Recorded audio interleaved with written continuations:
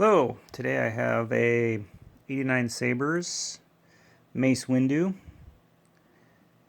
We've got a Order 66 chassis in here. It's got a 24mm Adrian Tan Saber Essentials speaker, prizm 5.1, standard 18650 battery, tr-cree, royal blue, dark red, green LED.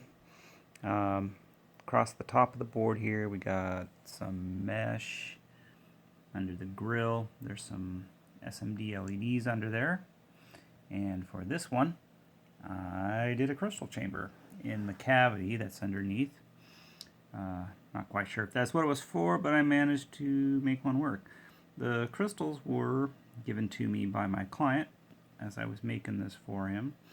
One thing about this 89Sabers, I've noticed that the plating finish on the gold here, it's not as good as it could be. I don't think I can quite pick it up and show it in the camera as well.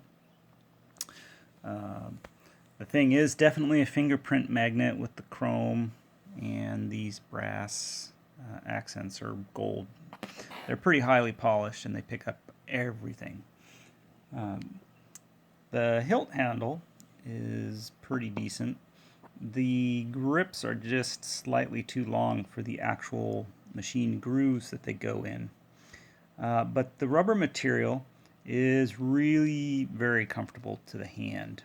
So it makes the grip on this actually pretty easy to take.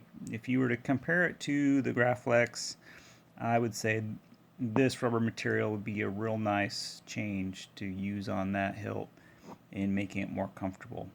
The close spacing of the grips makes it comfortable as compared to the Graflex, where the wide spacing is uncomfortable. Alright, with that I'm going to turn this guy on. We'll show you the crystal chamber and the winky blinkies, and then I'm going to stop and I'll assemble it and just kind of swing it a couple times and show you some colors, kind of go from there, and then that'll be pretty much about it for this particular video. We're keepers of the peace, not soldiers. Client sent me a list of fonts to put on there, one of them being Mad Cow's Shatterpoint font. I do notice that some of the fonts that have been made for this particular, for the Mace Windu, they're kind of quiet. They don't seem as loud as the standard fonts. So with that, we'll give it a turn and we'll show you the chamber. So it does have a really nice blue and red mix to make that purple. It's one of just the standard colors.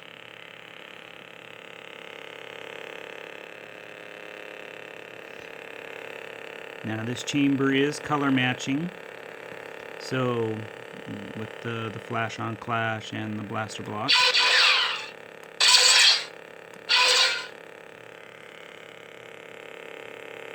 Winky blinkies. This also does have a rice port in it in case the customer wants to do that, and the wires run here and tuck down inside. It was kind of the only way I could sneak that guy in there. We want to watch the color change on this guy.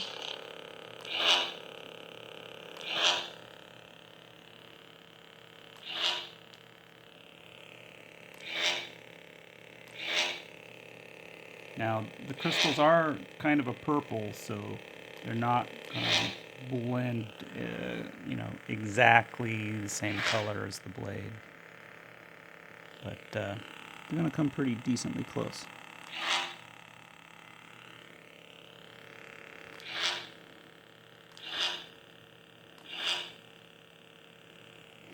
The red's kind of cool.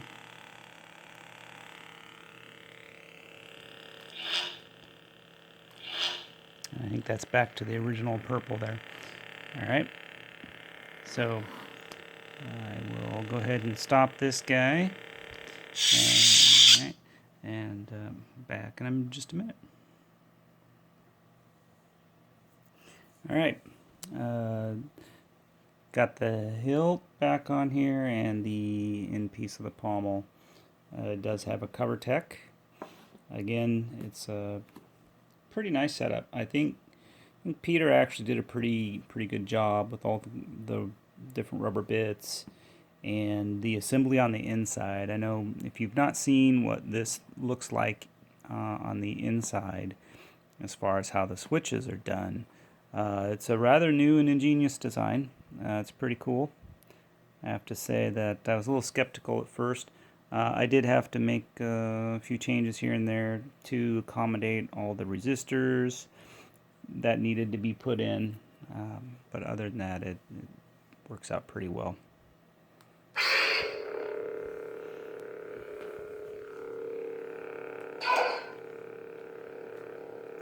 So again, sitting on the floor is not the easiest way to demonstrate motion sensitivity on a saber, because you can't get the swing on it, but the clash on this is good. I just went through and did some motion tuning on it and tested it prior to this and found it to be pretty good when you're in a stance and you're swinging it around. Good saber, interesting build. Crystal chamber was a challenge to squeeze everything in there and make it look good. But certainly a fun one. Alright, thanks.